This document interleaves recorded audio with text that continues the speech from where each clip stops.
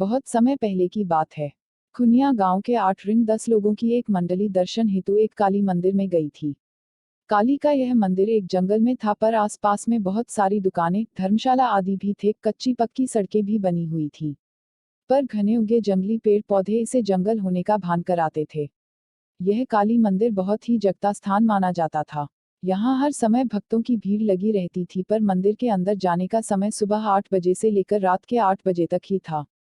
भक्तों की उमड़ती भीड़ को देखते हुए मंदिर में मुख्य दरवाजे के अलावा एक और दरवाजा खोल दिया गया था, ताकि भक्तजन मुख्य दरवाजे से दर्शन के लिए प्रवेश करें और दूसरे दरवाजे से निकल जाएं।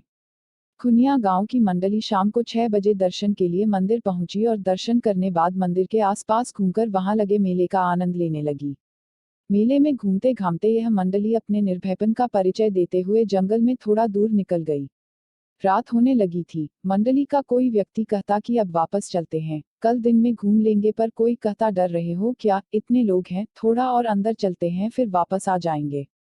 ऐसा करते करते यह मंडली उस जंगल में काफी अंदर चली गई। रात के अंधेरे में अब मंडली को रास्ता भी नहीं सूझ रहा था और न ही मंदिर के आसपास चलती कोई रोशनी ही दिख रही थी। अब मंडली यह समझ नहीं पा रही थी कि किस ओर चलें। खैर, मंडली के एक व्यक्ति ने अपनी जेब से माचिस निकाली और झोले में रखे कुछ कागजों को जलाकर रोशनी कर दी। रोशनी में उस मंडली ने जो कुछ देखा वह बहुत ही भयावह था। आसपास कुछ नर कंकाल भी नजर आ रहे थे और पेड़ों पर कुछ अजीब तरह के डरावने जीव जंतु इस मंडली को घूरते नजर आ रहे थे।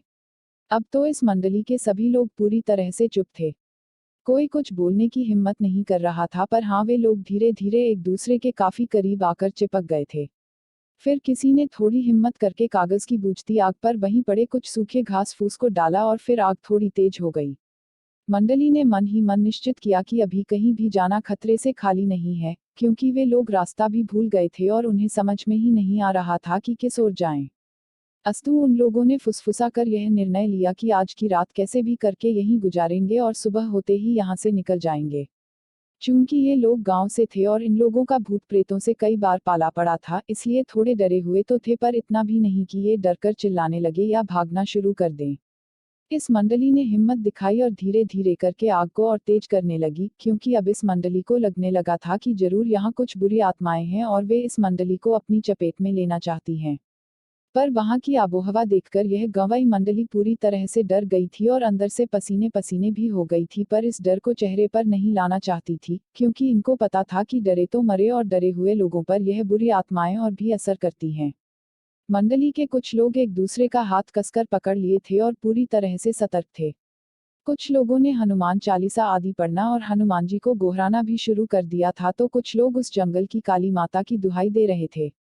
अचानक एक भयानक आत्मा उनके सामने प्रकट हो गई और रौद्र रूप में अट्टहास करने लगी। उस समय का माहौल और भी भयानक हो गया। अब इस मंडली के पसीने चेहरे पर भी दिखने शुरू हो गए थे, चेहरे लाल होना शुरू हो गए थे और ये लोग और कसकर एक दूसरे के करीब आ गए थे। अभी वह रौद्र आत्मा अट्टहास करके पूरे वातावरण को और भी भयानक बनाए, तभी वहां कुछ और भयानक आत्माएं आ गईं। अब तो इस मंडली की सिट्टी पिट्टी गुम। अब इन लोगों को अपना काल अपने सामने दिख रहा था। अब वहां एक नहीं लगभग 5-6 आत्माएं आ गई थीं और अपनी अजीब हरकतों से माहौल को पूरी तरह भयानक बनाकर रख दी थीं। मंडली के एक व्यक्ति ने हिम्मत करके कहा कि अगर मरना ही है तो इनका सामना करके मरेंगे। जिसके पास भी चाकू आदि है निकाल लो, डंडे आदि उठा लो और इनका सामना करो। दरअसल उस समय लोग अपनी जेब में छोटा सा चाकू आदि भी रखते थे और कुछ लोग बराबर लाठी लिए रहते थे। इस मंडली के 2 लोगों के पास भी लाठी और 3 के पास चाकू थे। अब सब पूरी तरह से मुकाबला करने के लिए तैयार हो गए थे, पर शायद इन्हें लड़ने की नौबत नहीं आई। हुआ यूं कि जैसे ही एक भयानक आत्मा ने इन पर हमला किया, उसका सिर कटकर अलग गिर गया और वह बिना सिर के ही खूब तेज भागी तथा उसका सिर भी भाग निकला। अब माहौल एकदम से भयानक रण में हो गया था, क्योंकि एक गौरवर्णीय व्यक्ति जो कोई साधु जैसा दिखता था और केवल धोती पहने हुआ था, हाथ में तलवार लिए इन बुरी आत्माओं को काटे जा रहा था। देखते ही देखते उसने सारी बुरी आत्माओं को काट कर रख दिया, पर गौर करने वाली बात यह थी कि कोई आत्मा मरी नहीं, पर सब चिल्लाते हुए अजीब अजीब आवाज करते हुए वहां से भाग निकली। अब यह मंडली उस सज्जन महात्मा के पैरों पर गिर गई थी और उन्हें धन्यवाद दे रही थी। इस मंडली को उस गौरवर्णीय पराक्रमी महात्मा ने अपने पीछे आने का इशारा करके आगे बढ़ने लगे। लगभग 10 मिनट चलने के बाद यह मंडली एक कुटिया के पास पहुंच चुकी थी। वहां डर का कोई नामो निशान नहीं था। उस महात्मा ने इन लोगों को कुटिया के अंदर आने का इशारा किया। कुटिया में पहुंचकर इन लोगों ने अपना झोरा झंटा रखा और चैन की सांस ली। फिर बाबा ने इशारे से ही इन्हें खाने के लिए पंगत में बैठा दिया। कुटिया के अंदर से एक दूसरे महात्मा निकले और उन्होंने किसी पेड़ के पत्ते को पत्तल के रूप में इन लोगों के आगे रख दिया। फिर क्या था, उस महात्मा ने उस पत्तल पर कुछ अलग अलग पेड़ों के पत्ते रखे। ऐसा करते समय इस मंडली को बहुत अजीब लग रहा था, पर किसी में हिम्मत नहीं थी कि बाबा से कुछ पूछे।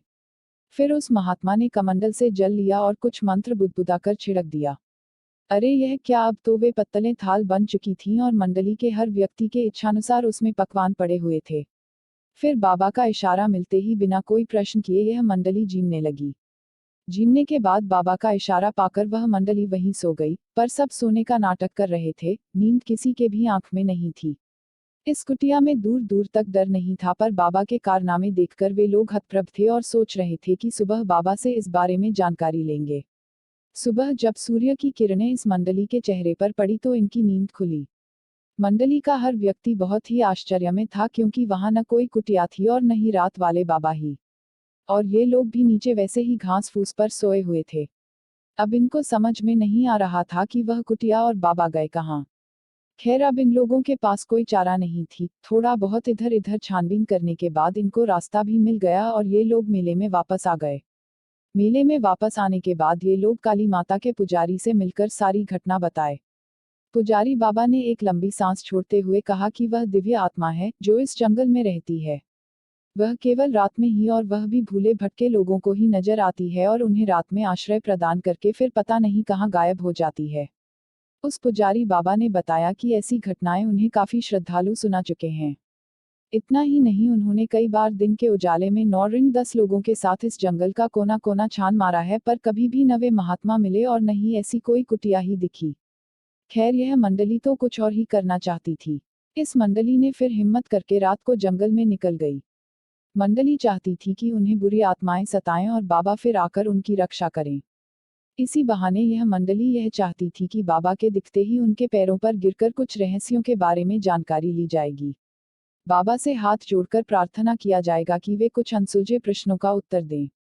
पर यह क्या, अभी यह लोग जंगल में कुछ दूर ही आगे बढ़े थे कि जो बाबा रात को पत्तल लाकर रखे थे, वे दिख गए और बोले, तुम लोगों के मन मस्तिष्क में क्या चल रहा है, मुझे पता है। पर ऐसी भूल मत करो। कुछ चीजों को रहस्य ही रहने दो। और सबसे अहम बात, हम और हमारे वे गुरुजी इस जंगल में इसी माता के दर्शन के लिए आए थे, पर रात को जंगल में कुछ डाकुओं ने हमारी हत्या कर दी थी। फिर हम कभी इस जंगल को छोड़कर नहीं गए और रात भर जागकर श्रद्धालुओं को डाकुओं और बुरी आत्माओं से बचाते रहते हैं। जय बाबा विश्वनाथ। जय मां काली।